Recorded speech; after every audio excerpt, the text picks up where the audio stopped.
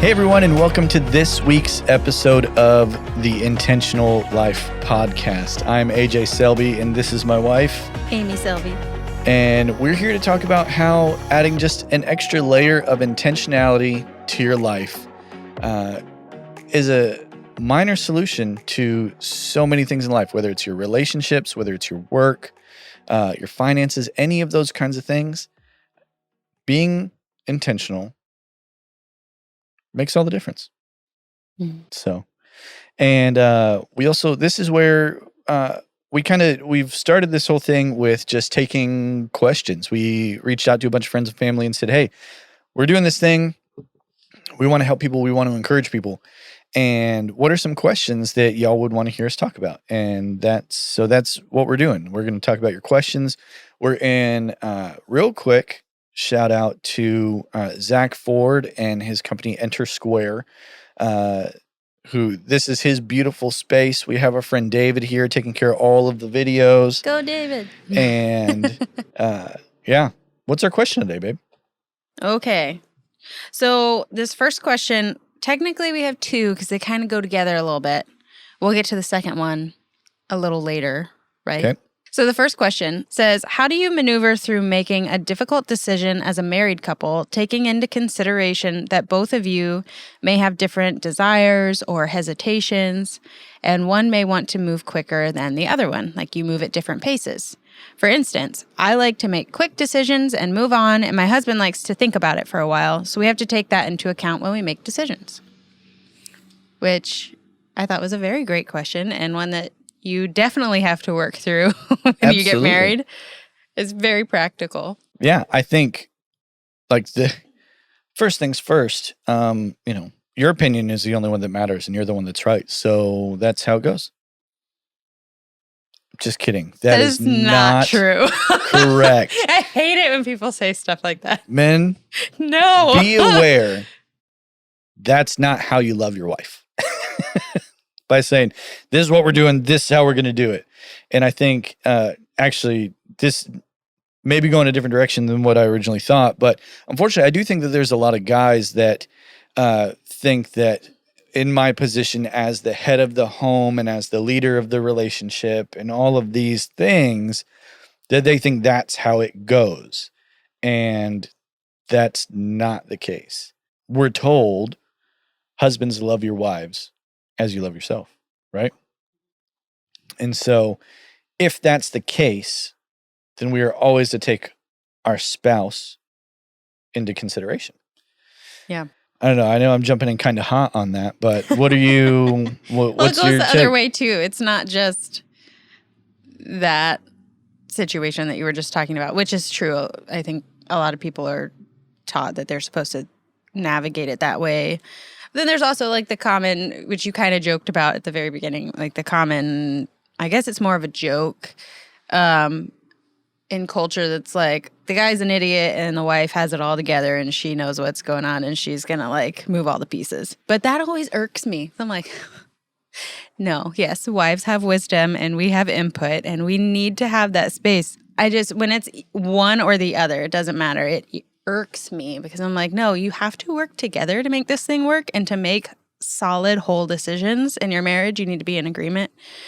And when people have the attitude, or even just in culture, the attitude of like one person in the marriage is a joke and the other one is the one that's controlling everything, I'm like, just stop.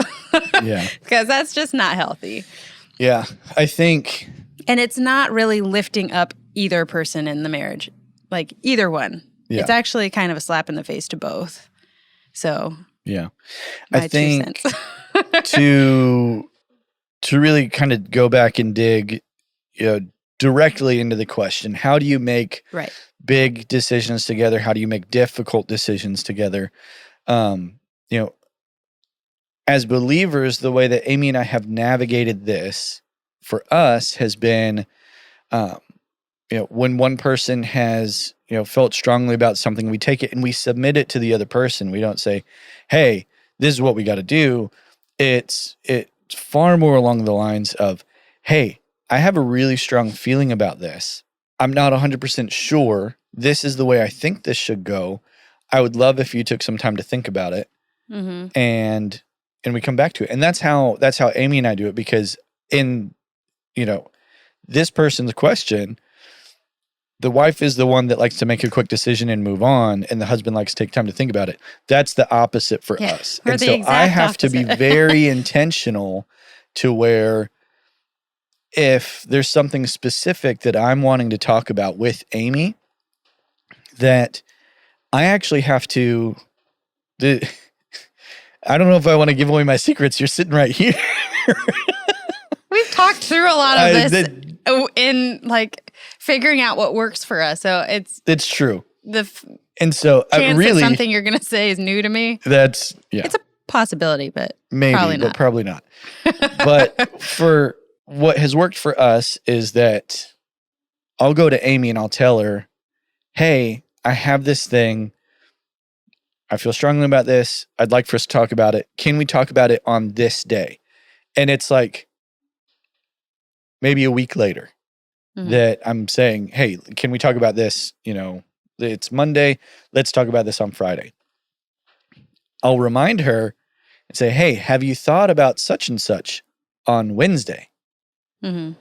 And then on Thursday, I'll be like, hey, I'm looking forward to us talking about this tomorrow, to make sure that it stays front of mind and not in like a pestering way. And I don't think you've ever taken it as a pestering way. No, that's not a shock to me that you do that because, well, one, I've seen the pattern, and two, we have talked about that before. Because I get distracted. I do like to ponder things. I like to think through. I like to look at, it's like picking up a box and looking at all the different sides of the box and being like, ooh, whereas I feel like more naturally, like you will look at different angles, but naturally you pick up a box and you go, cool, it's a box, and you put it back down. And I pick up the box and I'm like, cool, what's this side look like? What does that side look like? And that's how I approach decisions. But I can get stuck in A, analysis paralysis, or B, or B, I just get distracted and I forget to think about it. So I do need you to, one, set a time limit. You can only think about it for this long that we agree on. We agree on a time frame. Yeah. But then you do remind me gently, like, hey, please don't forget to think about this. Because we agreed that I would take time to think about it. So, yeah, it's not in a pestering way. It's in a gracious, like, please don't forget that you agreed to think this through and talk about it on a certain day. Yeah. I think sharing that approach actually shows a little more of like what we've had to learn in having to learn each other and how each other processes. I process a lot more quickly. I analyze things in a faster and different way. And oftentimes, just what I've learned from life, and it's not 100% true all the time, but more often than not, my initial gut instinct is the correct option, or maybe is the best option. Oftentimes, yeah, not all the time, but oftentimes. Or it's like headed in the right direction at least. Right. It may not be fully there, but it's your initial gut reaction is usually headed in the right direction. Right. And so which is where like us talking through it and my input helps figure that out. Yeah. And so I think I started on this a minute ago, but when it comes to how we live our lives as believers, is like we take high value in praying through these decisions together. We'll pray about them individually. We'll pray about them together, whether it has to do with big purchases, whether it has to do with any kind of move, whether it has to do with job situations. Jobs. I mean, anything that's bigger than like dinner. even how to handle different other things with family or friends or things like that. Like there's, like we don't talk about every little thing about every little purchase, which actually that was a funny thing that Amy used to do. She'd be like, is it okay if I spend $15 on such and such? I'm like, we have money. Just buy the thing. It's fine. And I think the reason I did that was I wasn't used to sharing money with somebody else. So I was like, wait, this is our money. So are you okay if I spend this on this over here? Are you okay? Which, I mean, we make a budget and we're like, this much is allotted to this and this much is allotted for fun money. And so like I knew I had that, but also in the back of my mind, I'm like, but it's not mine. It's not all mine. Like I want his input. And he was like, stop. Small things, it's fine. Like just buy the don't thing. ask me about every little thing. You're not out buying some $300, nail thing for you. It's, you want $15 for Starbucks and a something kind of makeup food or something. I don't know. Yeah. And so we may have talked about this before. If not, we'll definitely talk about it further in depth on this podcast at some point. But it's really important to learn the language of your spouse. Actually, that might have been on a podcast that we did with the Life is Relationships podcast. Yes, we did. I think we did that one. Where it's so important whether you're engaged or whether you're newly married, or if you've been married for 10 years and you still think your spouse is an alien because you don't understand them somehow. I don't know how you make it that far and not understand your spouse, but how it's so important to understand the language of your spouse and how they process, how they communicate, and being able to interpret their body language and their tone and that kind of stuff. Because I think that's important, not just in being able to communicate with your spouse, but I think that's an important aspect of two becoming one. Yeah. In marriage, is that it doesn't mean that y'all all of a sudden, become, completely, telekinetically, connected. As wonderful as that would be, if I could read her brain, Amy, if I could read your mind, holy smokes. I don't even know what's going on in there half the time. It just goes like this.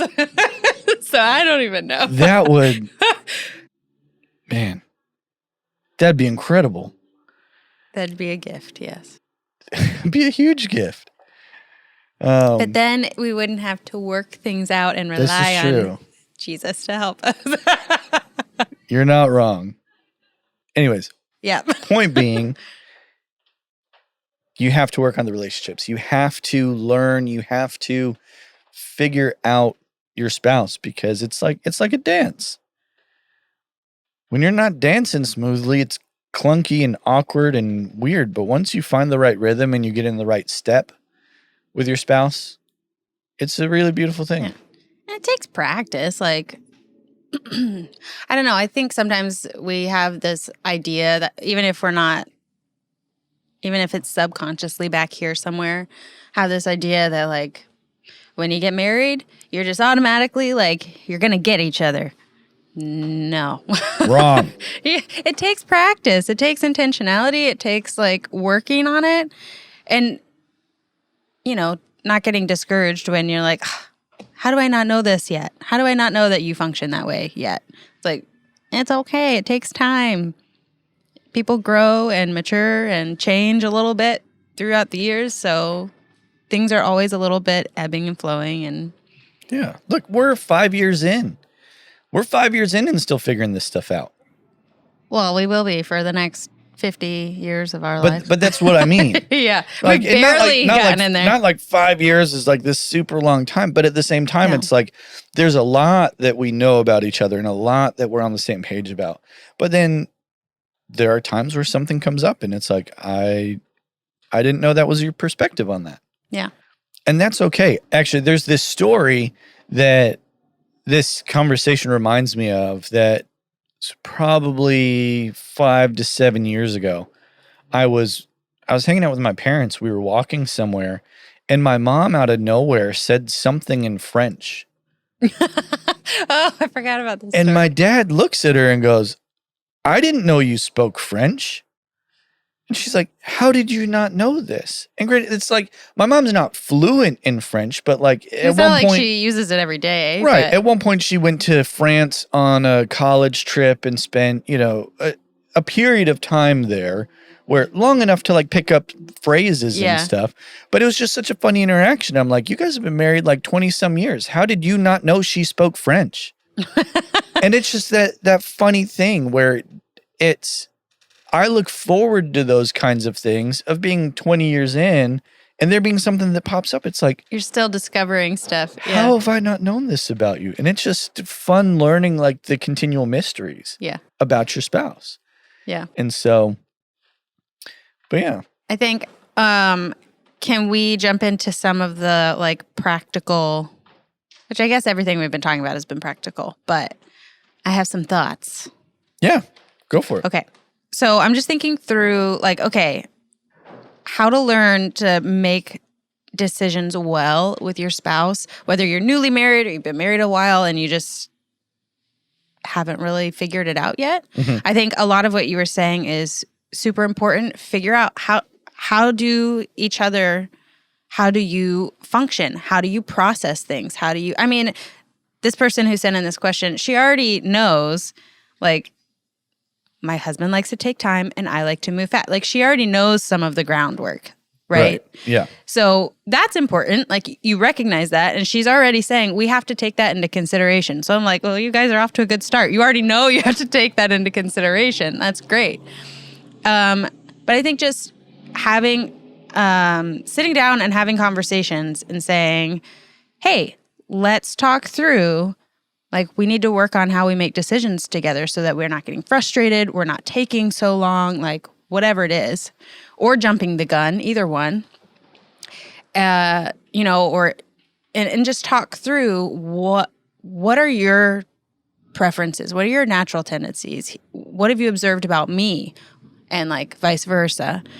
And don't accuse each other, okay? Don't be like, well, you take your sweet time. Don't be like that. But just being like, hey, well, I've noticed like this pattern when we have decisions that we have to make, or whatever. So talk through that. And then whether you want to write it down or just talk it out, whatever, and figuring out what are the strengths in those and where does that become a weakness. So like, I'll just take what we were talking about us. So your natural tendency is you just want to make a quick decision, move on, just like this woman who sent this question. And then I would like to ponder and think through it. So those are both strengths, but they have weaknesses, whereas if you don't bring that to me and talk through it, you could make a very jump the gun, irrational decision that could not be for our benefit later. Or even if it turned out to be a good decision for our relationship, not a good thing. Quick story on that. We literally just had a conversation last night where I was wanting to buy a new gun. And I was like, hey, there's this sale, there's this great thing, and, we can swing it. And then because took it to Amy, we talked about it, she was on board, but it was long enough of a time period from the time that I first found this sale to the time that we had a conversation about it that I realized it was not in our best financial interest. Yeah, because we have other things that are more priority right now. Yes. Yeah. So where mine becomes a weakness is, I kind of mentioned earlier, I can get analysis paralysis. I look at all the angles of the box for too long and I can't decide and I can't figure it out. And I can see the pros and cons of every angle of the decision. I can see all of those. And sometimes I'm like, I don't know which one outweighs the other one. Like, and I'll stay there for a month if I'm not careful. Right. And so you need me to slow you down and to bring some thought process into it. And I need you to tell me like, okay, we can't, you have to set a deadline to this. And I need you to hold me accountable to that. So we need each other's strengths to also keep our own strengths from becoming a weakness, if that makes any sense. So talking through that with your spouse, figuring that out about each other, and then setting those boundaries, saying what boundaries are going to work for us. Like what you were just saying, like setting a time limit. That honors me by giving me time to think, and it honors you by me not dragging that out. Yeah. So it honors both of us. And that's really important. And of course, every situation is different. Some situations are going to lend themselves to, like, you have to make a decision today. And so for the person who needs to ponder, that could be, give me 20 minutes. I need 20 minutes to wrap my head around this, not a week. And it's still a quick decision, but it's not right now in this second, give me an answer, where it's like, my brain's not even catching up yet. Yeah. So, it just kind of depends on the situation, but figure out, talk through when you're not in the middle of a decision-making process. Sit down and take the time and talk that through with each other.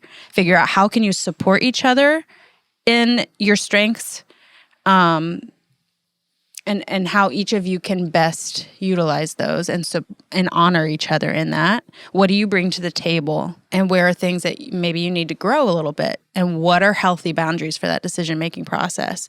Like, okay, these are the kinds of decisions that are really important for us to talk through. And like these kinds of decisions, like I can spend $50 at Target and not have to ask my husband, but over this amount of money, we need to talk.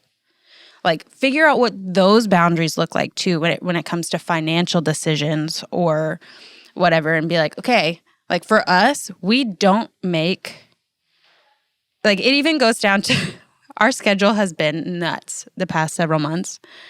And we had to look at each other and go, okay, we cannot make another decision.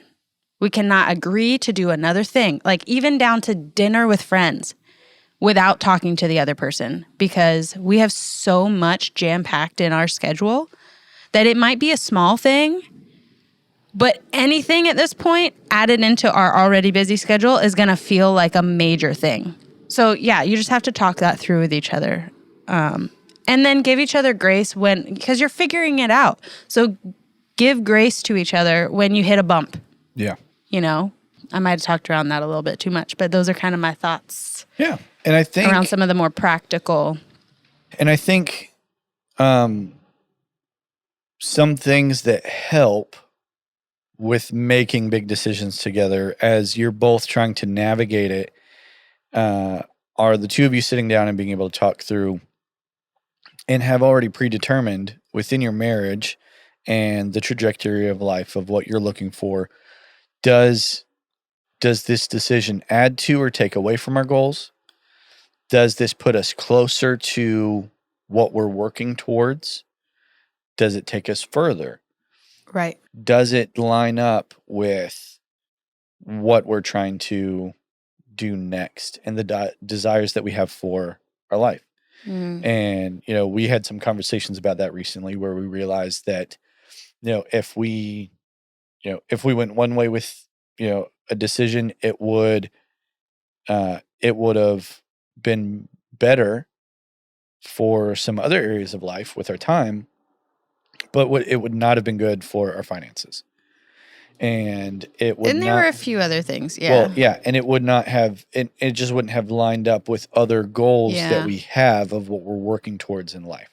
Yeah. And so there are those kinds of things where we had to have those decisions and say, this is actually taking away from what we're working towards. And so it's not the best decision for us. Yeah. And especially if you are a believer, like you mentioned earlier, make sure to pray through these things together. Take individual time and or pray together. But don't forget to do the very practical things. Like you need both. Yeah. You need to seek the Lord, but you also need to do the practical. If you're a pros cons person, write out a pros cons list. Like, well, actually, it's probably wise to do even if you don't naturally do that. But just remember that they go hand in hand. You don't just pray about it and not think about anything. Right. And you don't think about anything and just never seek the Lord about it. Like you need both. Yeah. And also trusting your spouse's leading. Because there have been conversations or decisions we've had to make where one of us felt very strongly and the other one was kind of like, I don't know. Like when we look at all the practical things, it's fine either way. When I pray about it, I don't really have a sense one way or the other. But the other person has a very strong sense of yes or no or whatever it is. And so that's where as a spouse, you have to trust that your spouse is hearing from the Lord. And even though you're like, it's not that you're not necessarily on board, you're just kind of like, I don't know either way. And that's where you just kind of have to trust and walk in agreement that you're hearing from the Lord or I'm hearing from the Lord. And that's the route we're going to take. And just touching on agreement real quick, we can go into that in another conversation maybe, but Yeah. because that's a big thing in marriage. But where there's agreement, and praise God, we've had so many amazing couples who have poured this into us, but just the agreement is so important as a married couple. And that doesn't mean, well, I don't agree with you, but okay, I'm gonna agree with you and we'll just do it your way. That's not what I mean. I mean, like, you might be completely 100% on the same page. That's great. But sometimes agreement is what I was just describing, where you feel really strongly and I genuinely don't have a preference, but I'm going to hop on board with you. Or I might have some hesitation, but it's not enough to be a complete no. So I'm going to choose to hop on board with you and say, I trust you. We're going to do this. We're going to go in this direction. And I really believe there's grace on that decision, even if it's the quote unquote wrong decision. I believe there's grace on that decision when you are walking in agreement with each other. And we've experienced that for sure. Absolutely. Yeah. Do we want to hop into this other question? No, I think we need to stick around and come back for another episode where we continue on a conversation similar to this that's going into a little more specific story of ours relating to this. Yep. You have any final thoughts before I think any other final thoughts I have, I can say in that for that other question. Great. In the next episode. All right. Well, we will save it for that episode. Be sure to come back and listen to that one. We have no idea what it's going to be titled yet, so just keep an eye out. But it'll be a fun conversation. I will wrap this up with a the questions for humans card. We love these cards just because they're fun. They're from Dr. John Deloney from Ramsey Solutions. We love these cards. There's just a fun way to be intentional with your spouse or your friends or whatever. This is from the couples edition since we're married. Just some outside the box questions sometimes. Yeah. And so this question to Amy is... both of us, right? Sure.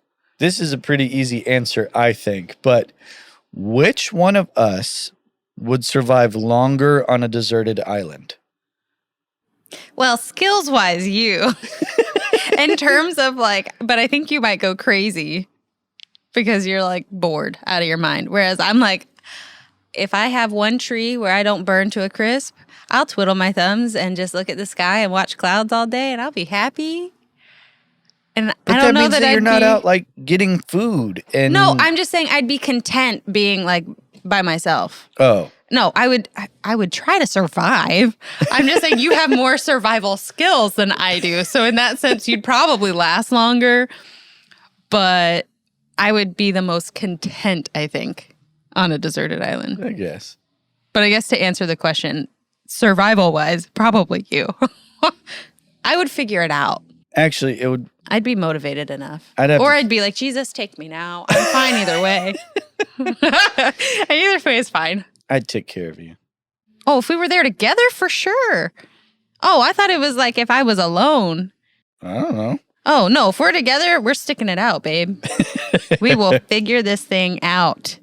We're not going anywhere. This is true. So we'll figure it out. Survival. It's a doozy. What? I don't know. I don't know what I'm saying. My eyes twitching, my eyes itching. I don't know. It's weird. Bless your heart. Oh my Anyways, so thank you so much for listening to this week's episode of the Intentional Life Podcast. Be sure to check out our social media. Be sure to fill out the Google form in the link in case you have a question that you want to hear us talk about on here. In the meantime, I'm AJ Selby. I'm Amy Selby. And this is the Intentional Life Podcast.